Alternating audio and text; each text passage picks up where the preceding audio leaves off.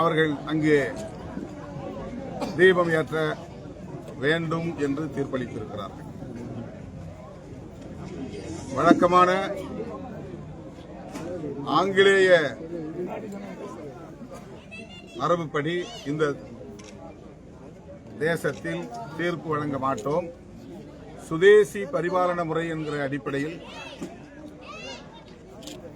நீதி பரிபாலனத்தை நாங்கள் நடைமுறைப்படுத்துகிறோம் என்ற பெயரில் சங் பரிவார்களின் செயல் திட்டத்தின் அடிப்படையில் அண்மை காலமாக உயர்நீதிமன்றங்களில் உச்சநீதிமன்றம் ஆகியவற்றில் அவர்கள் தீர்ப்பு வழங்கி வருகிறார்கள்.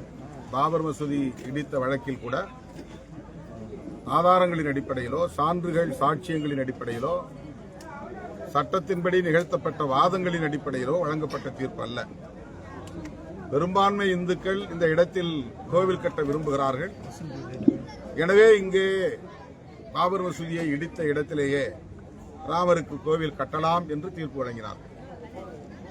இந்த முறையை சங் பரிவார்கள் சுதேசி நீதி பரிபாலன முறை என்று சொல்லுகிறார்கள்.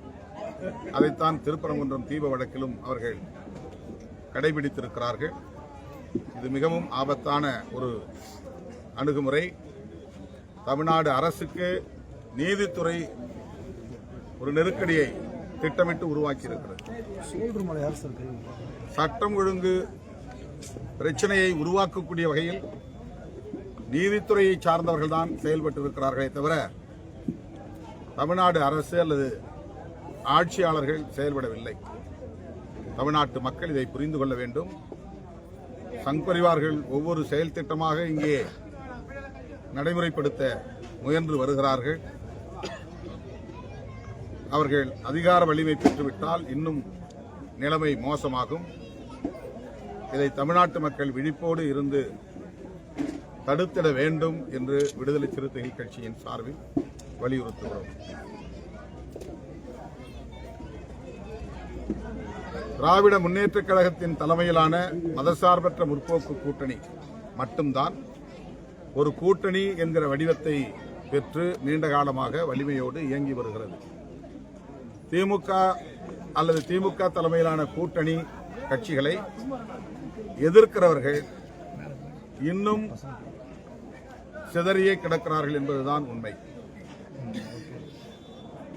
ஏற்கனவே தேசிய ஜனநாயக கூட்டணியில் இருந்த கட்சிதான் பாமக. இப்போது அந்த கூட்டணியில் சேர்ந்திருப்பதாக தகவல்கள். பாமகவுக்குள்ளேயே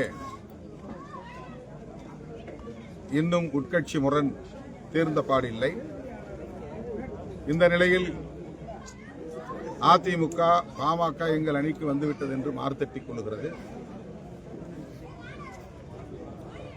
அதிமுக பாஜக தலைமையில் கூட்டணி அமைவதற்கே இவ்வளவு பெரிய பாடு, திண்டாட்டம்.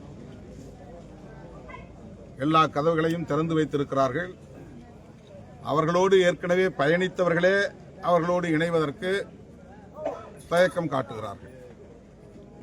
அதிலே ஒன்று பாமக. இவ்வளவு காலம் தயக்கம் காட்டி வந்தது. இப்போது ஒரு பிரிவு அதிமுகவோடு சேர்ந்திருக்கிறது. ஏற்கனவே இருந்த அணி கட்சிகள் இப்போது சேர்ந்திருக்கின்றன, அவ்வளவுதானே தவிர அதிமுக பாஜக கூட்டணியில் புதிதாக எந்த பலமும் சேர்ந்து விடவில்லை, வலு சேர்ந்து விடவில்லை. அதேபோல தாவேகாவும் எல்லா கதவுகளையும் திறந்து வைத்திருக்கின்றன. ஆட்சியில் பங்கு தருகிறோம் என்றெல்லாம் ஆஃபர் தருகிறார்கள். அப்படி தீபாவளி பொங்கலுக்கு ஆஃபர் கொடுப்பது போல சட்டமன்ற தேர்தலுக்கு ஆஃபர் தருகிற கட்சியாக நடிகர் விஜய் அவர்களின் தலைமையிலான கட்சி உள்ளது. அவர் மிக பெரும் மக்கள் செல்வாக்குள்ள ஒரு நடிகர். எனவே தனித்தே ஆட்சியை பிடிக்க முடியும் என்று நம்பக்கூடியவர். ஆனால் அவர் தேர்தலுக்கு ஆஃபர் போட்டு காத்திருக்கிறார். அங்கேயும் இன்னும் ஒரு கூட்டணி அமையவில்லை என்பதுதான் யதார்த்தமான உண்மை. ஆனால் ஊடகங்கள் இவை எல்லாவற்றையும் மறைத்து திமுக கூட்டணி பலவீனமாக இருப்பதை போன்ற ஒரு தோற்றத்தை ஏற்படுத்துகிறார்கள். அதுவும் சங் பரிவார்களின் செயல் திட்டம்தான். எல்லாவற்றையும் மீறி தமிழ்நாட்டு மக்கள் விழிப்போடு இருக்கிறார்கள். தேர்தலில் மதசார்பற்ற முற்போக்கு கூட்டணிக்கு மகத்தான வெற்றியை தருவார்கள். திமுக கூட்டணியை ஒழித்து கட்டவும் அமித்ஷா புதுக்கோட்டையில் அந்த கூட்டத்தில் பேசியிருக்காங்க. உங்களோட கருத்து என்ன? ஒவ்வொரு மாநிலத்திலும் போய் அப்படி அங்கங்கே செல்வாக்காக உள்ள கட்சிகளை அச்சுறுத்துவது அல்லது மிரட்டுவது, சவால் விடுவது அமித்ஷா, மோடி ஆகியோரின் வாடிக்கை. கர்நாடகாவில் கூட அப்படி சொன்னார்கள். ஆனால் அங்கே அவர்களின் ஜம்பம் பலிக்கவில்லை. மேற்கு வங்கத்திலும் அப்படி வரிந்து கட்டினார்கள், தோள் தட்டினார்கள். ஆனால் அங்கேயும் அவர்களால் வெற்றி பெற முடியவில்லை. தெலுங்கானாவிலும் அதே சூழ்ச்சி, சூது, தந்திரம், எல்லா உத்திகளையும் கையாண்டார்கள். அங்கேயும் அவர்களின் சூழ்ச்சி பலிக்கவில்லை. தமிழ்நாடு இந்த மாநிலங்களெல்லாம் விட விழிப்பான ஒரு மாநிலம். சங் பரிவார்களுக்கு உரிய பாடத்தை புகட்டுவார்கள். அரசியல் சக்தியாக விஜய் உருவாகி இருக்கிறார் என்று பிரவீன் சக்கரவர்த்தி, அதாவது காங்கிரஸ் சார்ந்த பிரவீன் சக்கரவர்த்தி கூறியிருக்காங்க. அதாவது இந்த கூட்டம் ரசிகராக கூடல, அவர் ஒரு அரசியல் தலைவராக உருவானது தான் கூட்டம் கூடுதுன்னு அவர் சொல்லியிருக்காங்க. உங்களோட கருத்து? காங்கிரஸ் கட்சி 100 ஆண்டு கண்ட பெரிய இயக்கம். அதனால் அதில் அதீதமான ஜனநாயகம் உண்டு. தேர்தல் நேரங்களில் இப்படி கருத்துக்கள் பலர் முன்னுக்கு புறனாக பேசுவது உண்டு. கடைசியில் டெல்லியில் இருந்து காங்கிரஸ் தலைமை என்ன சொல்லுகிறதோ அதற்கு அப்படியே கட்டுப்படுவார்கள். எனவே தமிழ்நாட்டிலே காங்கிரஸ் கட்சியிலிருந்து ஆளாளுக்கு ஒரு கருத்தை சொன்னாலும் டெல்லியில் இருந்து என்ன முடிவெடுக்கிறார்களோ அதுதான் காங்கிரஸ் கட்சியின் உண்மையான நிலைப்பாடாக இருக்கும். ஆகவே இப்படிப்பட்ட பேட்டிகள் எல்லாம் இந்த கூட்டணியை எதுவும் செய்துவிடாது என்பதை உறுதியாக நம்புகிறேன். அதிமுக ஆட்சிக்கு அமைந்தவுடன் பட்டியலின தம்பதிகளுக்கு தனியாக இலவச வீட்டுமனை கொடுத்து வீடு கட்டி தரப்படும் எடப்பாடி பழனிசாமி வாக்குறுதி அளித்திருக்காங்களே, உங்களோட கருத்து என்ன இருக்கு?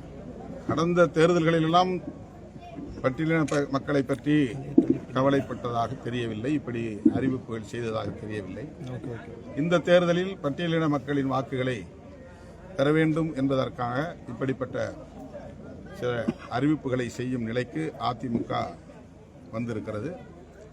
அதிலிருந்து அதிமுக ஒன்றை வெளிப்படுத்துகிறது. பட்டியல் சமூக மக்கள் அதிமுகவுக்கு வழக்கம் போல கடந்த காலங்களில் வாக்களித்ததைப் போல வாக்களிக்க மாட்டார்கள் என்பதை அவர் உணர்ந்திருக்கிறார். அதனால் இப்படி தேர்தல் கால அறிவிப்புகளை வெளியிடுகிறார்.